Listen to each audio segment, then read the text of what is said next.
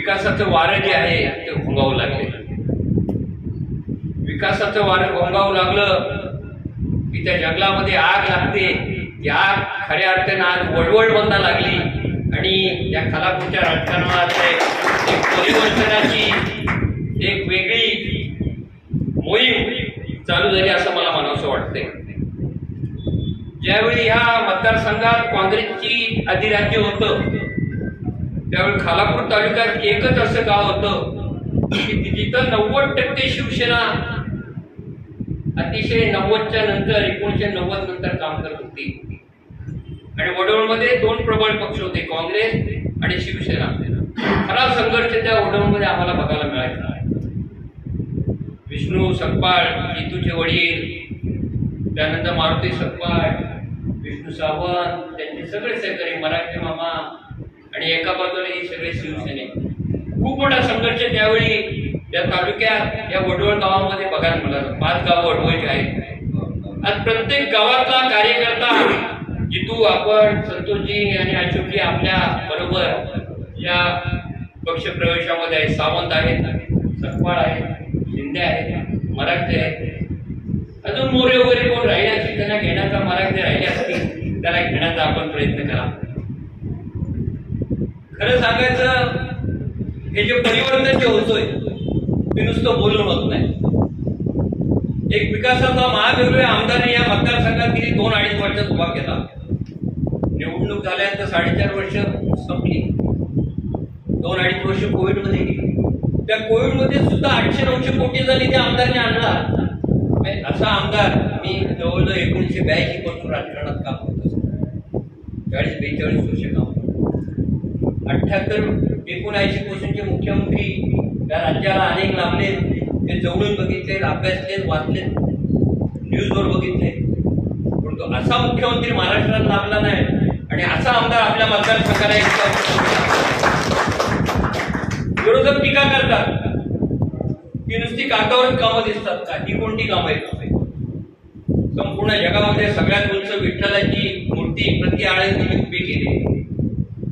नानासाहेब धर्माधिकाऱ्यांचं जे प्रवेशद्वार, अप्रतिम प्रवेशद्वार आहे, त्या कर्जत शहराच्या आणि कर्जत तालुक्याच्या वैभवामध्ये ज्या कामांच्या पुढे भर पडली, या नदीचा जो गाळ काढला आणि नदीची जी विकास केला, त्यामुळे यावर्षी एक थेंब सुद्धा पाणी या संतोष कर्जत शहरात शिरला नाही. पण विरोधक याच्यावर सुद्धा खंडित करून टीका करण्याचं काम ते त्यांचं काम आहे, त्यांचं काम ते बरोबर. परंतु जनतेने डोळे झाकलेले नाहीत. जनतेने आमदार महेंद्र शेठ थोरवे यांना मनापासून स्वीकारलेलं आहे. रोज प्रवेशित गेली 2 महिने खूप मोठ्या संख्येने. मध्ये तर कर्जत तालुक्यात 400 ते 500 महिलांनी या 5-7 दिवसापूर्वी इथं प्रवेश केला. परवा संपूर्ण नाभिक समाज खोपोलीतला त्यांनी प्रवेश केला. काल खोपोली शहरामध्ये जो 400-500 कार्यकर्त्यांनी विविध भागांना प्रवेश केला. आज तुमच्यासारखे सुशिक्षित एक सदन समाज म्हणून ज्यांच्याकडे पाहिजे असतं ते सगळे आपण आज प्रवेश करते झाला. हे कशामुळे? मुख्यमंत्र्यांच्या समोर तुम्हाला 2 वेळा लिहून, नुसते लिहून गुलाबी चॉकलेट न देता तुमची बाजू सक्षमपणे तिथं मांडून तुमचे जे प्रश्न आहेत त्यांना तोंड फोडण्याचं किंवा वाट दाखवण्याचं काम आमदारांनी केला. खरं म्हणजे वेळ थोडा आहे. अजून 6-7 महिने हातात असतील तर तुमचे सगळे प्रश्न इतक्यात मार्गी लागून नव्हे तर त्यांची डेव्हलपमेंट सुद्धा चालू झाली असते. पण तो रात्र थोडी सोंगेपार अशी अवस्था आहे. समजून घ्या आमदार साहेबांना. तुम्हाला दिलेला शब्द कुठेही कमी पडणार नाही याची ग्वाही आमदारांच्या वतीने आम्ही संतोष आम्ही पदाधिकारी देतो. कारण आम्ही त्यांचं काम जवळून पाहिजे. न होणारी कामं जी आमच्या डोक्यात होती ती त्यांच्या संकल्पनेत त्या मतदारसंघात एक उभी राहतात. आज 100 कोटीचं हॉस्पिटल करत नाही बांधलं. 160 कोटीचा भुयारी गटार मार्ग खोपोलीमध्ये, भुयारी गटार मार्ग बंद, की जनतेच्या आरोग्याशी खूप निगडीतचा प्रश्न ज्या प्रश्नांचा असतो, स्वच्छता, आरोग्य, मच्छरांचा अभाव, ते बंद भुयारी गटार मार्गांचं काम मंजूर झाले. काही ठिकाणी त्या 1-2 प्रभागामध्ये त्याची कामं सुद्धा चालू आहेत.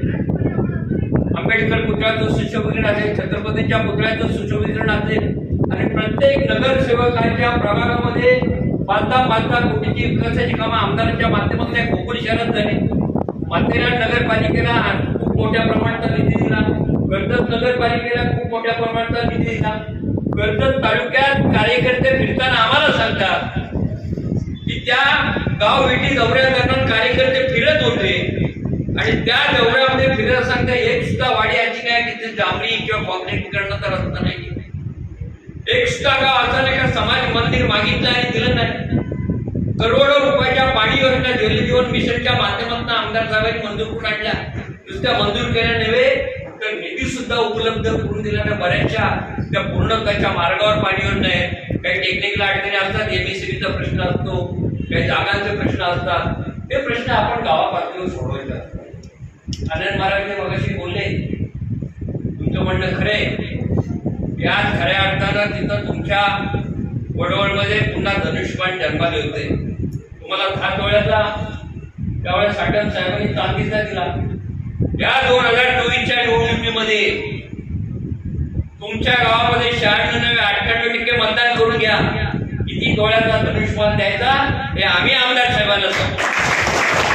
तुम्हाला व्यक्तिगत नाही, तुमच्या कामाची पोचपावती राहणार आहे. आणि मला खात्री आहे जे कोणी कार्यकर्ते राहिले तुमचे आमचे सगळ्यांचे मित्र आहेत. आपण सगळ्यांनी बसून जर का एकत्र त्यांना कन्व्हिन्स केलं तर दिल्ली बहुत दूर नाहीये. त्यामुळे वडवळ मेंटेन झाला तर आमदार साहेब कोयना पुनर्वसनाची 22 गावांचा प्रश्न जो आपण मांडलाय त्या 22 गावामध्ये ही एवढी सर्कस सेना आणि हे पदाधिकारी फिरले तर त्या 22 गावांचा प्रश्न तुमच्या 2024च्या निवडणुकीमध्ये फार मोठा अगदी गण असेल असं मला वाटत नाही. खूप हाडाचे आणि ताकदीचे कार्यकर्ते द्वेषाने काम करणारे. जसे आम्ही म्हणतो कर्जत खालापूरमध्ये कर्जत तालुक्यात पूर्वीची शिवसेना होती ती प्रचंड ताकदीनं आणि एक निष्ठेने काम करती, तसं खालापूर तालुक्यामध्ये वडवळ गाव असेल तर त्याने एकदा ठरवलं तर एखादी गोष्ट करून घेणार, तिथं काही कमी पडत नाही. अशोकराव आहे, चांगला मुद्दा आहे. अशोकराव मराठा आरक्षणाच्या माध्यमातून आम्ही गावोगाव फिरत होतो त्यावेळेला अशोकरावांचं वक्तव्य बघितलं. जितेंद्र सकपाट, संतोष सकपाट ही सगळी काम करणारी मंडळी, आनंदराव तुम्ही आहात, योगेशजी आहेत, किशोरजी आहेत, हे सगळे शाखा प्रमुख वाणीजी. आपण सगळ्यांनी कोणते एक जुना नाव मतभेद मनात पडता किंतु परंतु न ठेवता सगळ्यांना बरोबर घेऊन एकत्रित ही संघटना आपली आहे, ही संघटना एकत्रित आहे अशा पद्धतीने काम करूया. कारण शेवटी मतभेद प्रत्येक घराघरात असतात, भावाभावातच मतभेद असतात आणि मतभेद म्हणून कोण काय घर सोडून बाहेर जात नाही. मतभेद असावे ते जागृत आणि जिवंतपणाचे लक्षण आहे, परंतु त्याला टोकाची कोणती भूमिका त्या मतभेदाला असू नये अशा प्रकारचं आवाहन करतो. आपण सगळे आला आमदारांच्या कार्यप्रणालीवर आणि त्यांच्या एकंदर नेतृत्वावर विश्वास ठेवून प्रवेश करताय. आपल्याला कुठेही या पक्षात प्रवेश केले म्हणून तुमची कोणत्या प्रकारची मान होईल अशा प्रकारची कोणतीही वर्तवणूक दिली जाणार नाही आणि तुम्हाला प्रत्येकाला आमदाराची डायरेक्ट ऍक्सेस आहे. कोणी आमदारांना फोन करू शकता, भेटू शकता, आपल्या समस्या मांडू शकता. अशा प्रकारची मी तुम्हाला आमदारांच्या वतीने ग्वाही देतो. आपल्या सर्वांचं एक जिल्हा संपर्क म्हणून मनापासून पक्षामध्ये स्वागत करतो आणि भावी तुमच्या वाटचाली शुभेच्छा देतो. इथंच थांबतो. जय हिंद, जय महाराष्ट्र.